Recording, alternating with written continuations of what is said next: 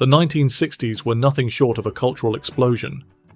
As the world reeled from political assassinations, civil rights marches, space races, and countercultural revolutions, music provided both a mirror and a megaphone. And at the center of it all was rock.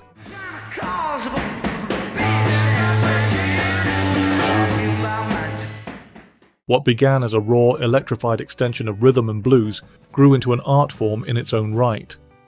In garages, clubs, and studios across Britain and America, a new generation was tearing up the rulebook. By the end of the decade, rock music had not only changed, it had changed everything. This isn't a chart of nostalgia or numbers alone. It's a celebration of bands that defined the decade in sound, vision, and spirit. Here are the 10 greatest rock bands of the 60s, counted down.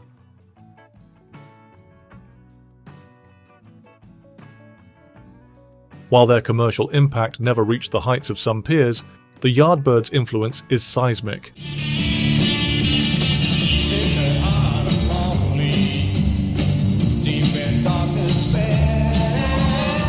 This was the band that birthed 3 of rock's greatest guitarists, Eric Clapton, Jeff Beck, and Jimmy Page. They weren't just a group, they were a university of modern guitar playing. Blending blues, psychedelia, and experimentation, they laid the groundwork for what would become hard rock. Songs like For Your Love and Heart Full of Soul introduced feedback, distortion, and Eastern scales to British pop.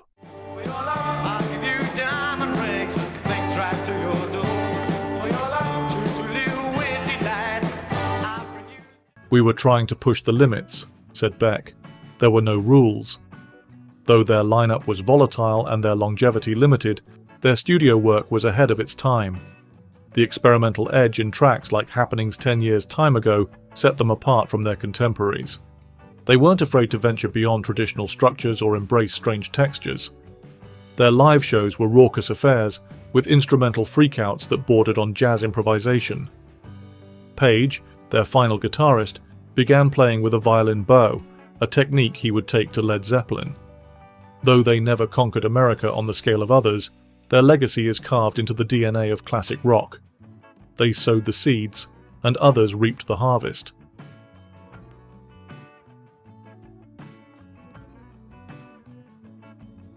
The Kinks were never as bombastic as The Who or as adored as the Beatles, but Ray Davies' songwriting painted some of the decade's most poignant portraits. Girl, I want to be with you all of the time. Songs like Waterloo Sunset, Sunny Afternoon, and Dead End Street chronicled suburban melancholy with razor wit. All I've got's this sunny afternoon. Davies captured the national mood better than any newspaper column. Their influence spread far beyond Britain.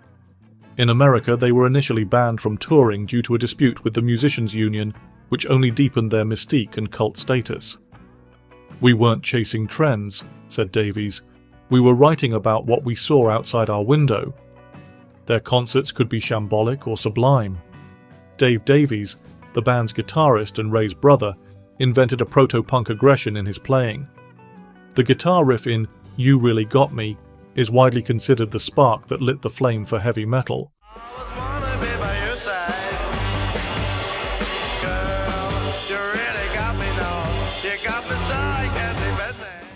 I sliced the speaker cone with a razor, Dave once said.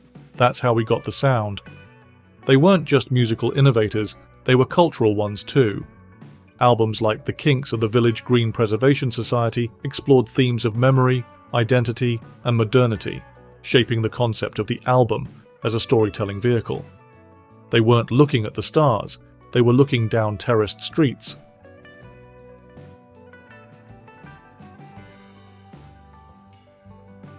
The Byrds fused Bob Dylan's lyricism with the Beatles' harmonies, and in doing so, invented folk rock.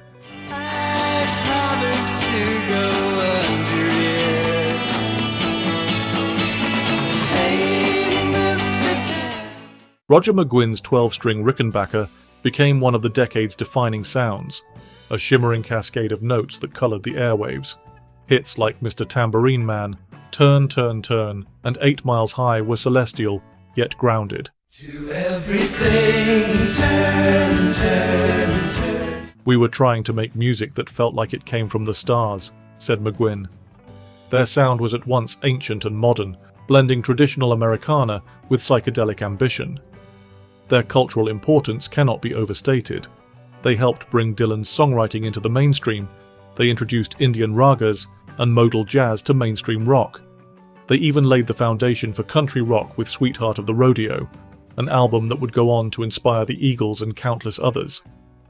Personnel changes were frequent, but so was reinvention. With each new member came a new direction, and yet the band's DNA remained intact. Their influence radiates through Tom Petty, R.E.M., and the Smiths. Live, they could be inconsistent, but in the studio, they were pioneers. With a cool, aloof stage presence and an endless sense of reinvention, the Byrds offered rock a new set of wings.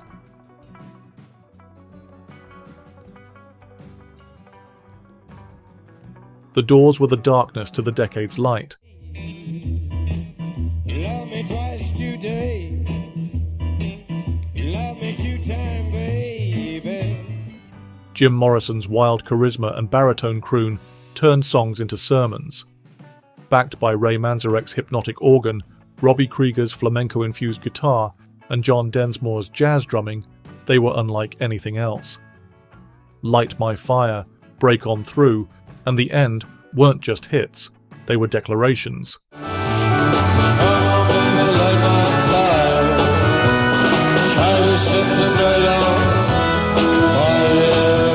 "We were the house band for the apocalypse," Morrison once quipped. Their music wasn't made to soothe, it was made to confront. They never toured as relentlessly as other bands, but every performance teetered on the edge of chaos. Morrison could be a mesmerizing performer or a complete liability. "Every night," said Densmore, "we didn't know if we'd get through the set." Their albums were drenched in symbolism and surrealism. Strange Days and Waiting for the Sun pushed the envelope of lyrical and sonic experimentation. And in L.A. Woman, they produced one of the rawest swan songs in rock. And in Morrison, they found rock's first truly mythic frontman. He was part shaman, part showman, a figure who blurred the line between artist and idol. His death at 27 only sealed the legend.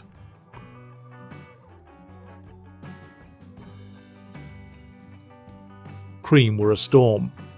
In their short existence, they redefined what a rock trio could do.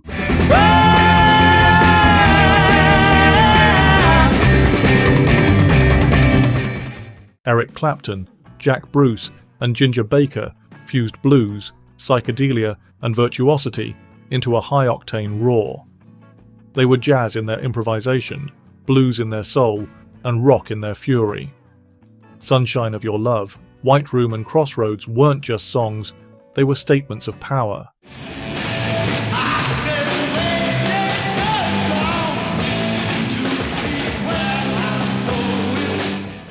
"We wanted to be louder, heavier, more intense," said Clapton. They made music that was physically overwhelming and emotionally rich. Their concerts were loud, long, and improvisational, laying the groundwork for hard rock and jam bands. Clapton's guitar solos were exploratory, Baker's drumming explosive, and Bruce's vocals strident. It wasn't just a gig, it was a battleground of virtuosity.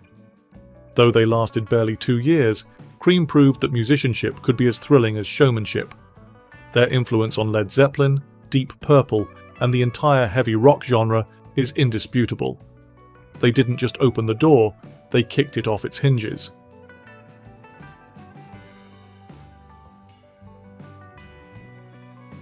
Brian Wilson was the Bach of surf. With his brothers and friends, he transformed the Beach Boys from striped-shirted crooners into studio visionaries.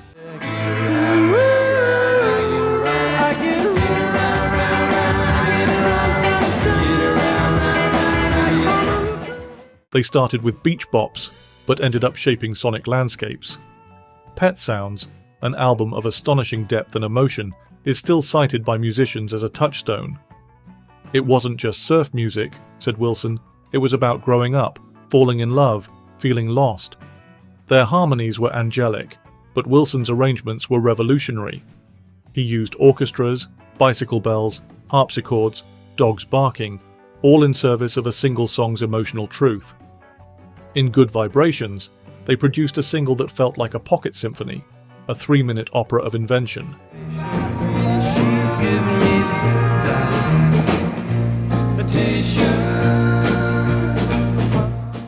Live, they captured the sun-drenched euphoria of California.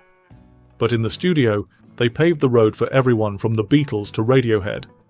Paul McCartney once said, "Pet Sounds was the inspiration behind Sgt. Pepper's Lonely Hearts Club Band." Their story became more tragic as the decade wore on. Wilson's mental health declined, and internal tensions grew, but the impact of their 1960s output remains untouchable. They painted California dreams in high fidelity.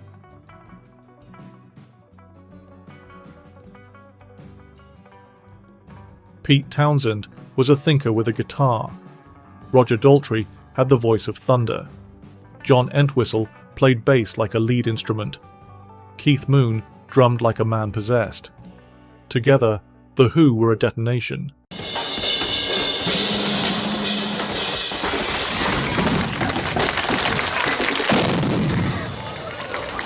They were a Molotov cocktail hurled into the polite parlours of British rock. My Generation became a youth anthem.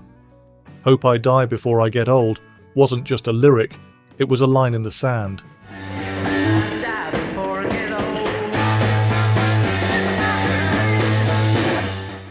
They captured teenage frustration with operatic intensity. Their 1969 masterpiece Tommy became the first rock opera, a sprawling, ambitious concept album that took rock music into theatrical territory. Their live shows were the stuff of legend, smashed guitars, flying drumsticks, and feedback that felt like war. Townshend's windmilling arms, Moon's chaotic precision, Entwistle's stoic mastery, and Daltrey's lion-roar vocals turned every gig into a ritual. "We were trying to say something with volume," said Townshend, and say it they did. Sell Out, and A Quick One, revealed their satirical brilliance. Tommy gave way to Live at Leeds, perhaps the most visceral live album ever recorded. Their influence spanned punk, prog, Britpop, and beyond. They were punk before punk, art rock before art rock, and they still resonate like a sledgehammer on sheet metal.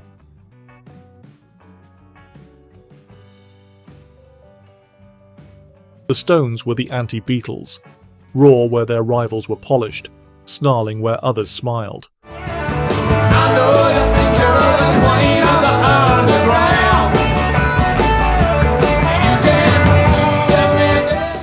With roots in blues and R&B, they channeled menace into mass appeal.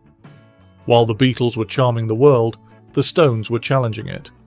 Songs like Satisfaction, Paint It Black, and Sympathy for the Devil captured a mood of unrest. They became the house band for a generation that had begun to distrust authority. Mick Jagger's prowling presence and Keith Richards' slashing riffs became cultural touchstones. "We weren't trying to be dangerous, we just were," Richards said. Their concerts grew in scale and spectacle. Altamont in 1969 became both a climax and a cautionary tale. But before that, they had conquered America, one stadium at a time. Brian Jones's multi-instrumental brilliance and later Mick Taylor's lyrical guitar style expanded their sonic reach. Albums like Aftermath, Beggar's Banquet, and Let It Bleed set a template for generations to follow. They sang about sex, drugs, and disillusionment with an authenticity that resonated from Detroit to Delhi. The Rolling Stones were proof that you could survive the 60s and swagger out the other side.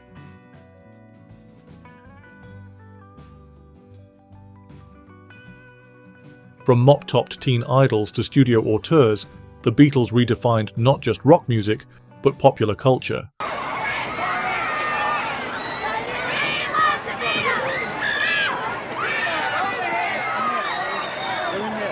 They were the first truly global band, sparking Beatlemania and sustaining artistic credibility, even as the screaming reached fever pitch.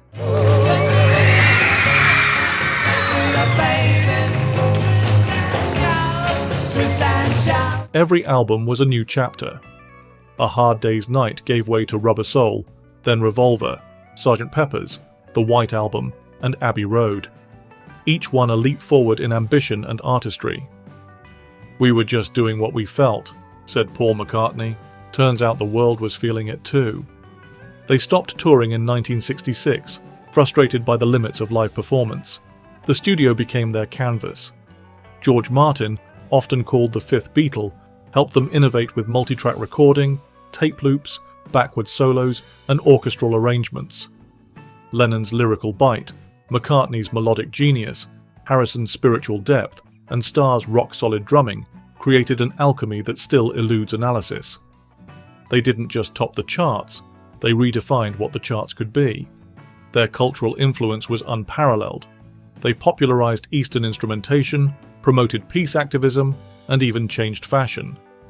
As Bob Dylan said, they were doing things nobody had done before, and the rest of us were just trying to keep up.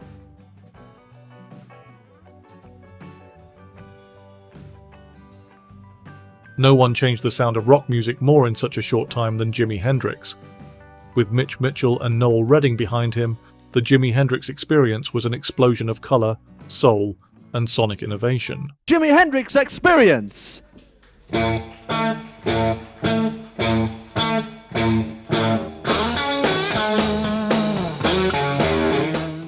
From the moment Hey Joe hit the airwaves, music was never the same. Purple Haze, Foxy Lady, and Voodoo Child weren't just songs, they were dimensional portals.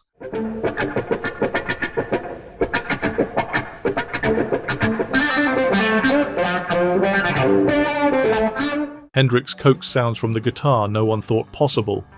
Feedback, the wah-wah pedal, reverse tape loops, tools in his cosmic arsenal. "The sky is crying," he once sang, and when he played, you believed it. His performance at the Monterey Pop Festival, setting his guitar alight in a blaze of blues mysticism, and his reinterpretation of the Star-Spangled Banner at Woodstock became era-defining moments.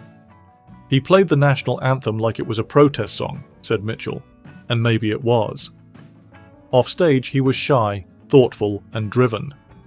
"I want to do with my guitar what Little Richard does with his voice," he once said, and he did. He pushed the boundaries of rhythm, tonality, and dynamics with an artistry that felt interplanetary. Though his time was short, his influence is infinite. From Prince to Eddie Van Halen, Stevie Ray Vaughan, to Tom Morello, every guitarist who came after had to reckon with what Hendrix had done. He was not just a performer, he was a prophet. If you have watched to the end of this video, then you're going to want to see the next one about the best rock bands of the 70s. You can watch it right now by clicking the thumbnail on screen.